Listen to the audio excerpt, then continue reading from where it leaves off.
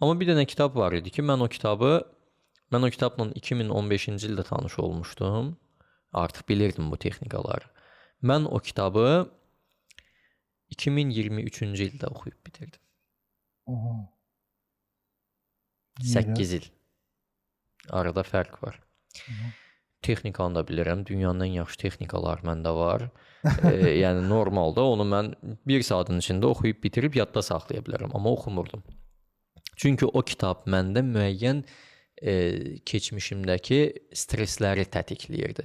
Nəticədə o kitabı mən görən kimi heç fərqində olmadan şuuraltı zehnim mənə bir stress verirdi ki, bu stressdən özümü qorumaq üçün ya o kitabdan qaçım, ya özümü narahat hiss edim, ya da ki heç bir şey eləməyim. Yaddaşımı kilitləsin ki, heç bir şey mənim yadımda qalmasın. Özünü qoruma üsullarıdır.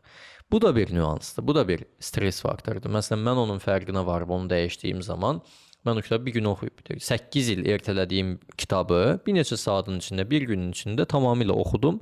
Hələ də indiyə kimi mənim yadımdadır.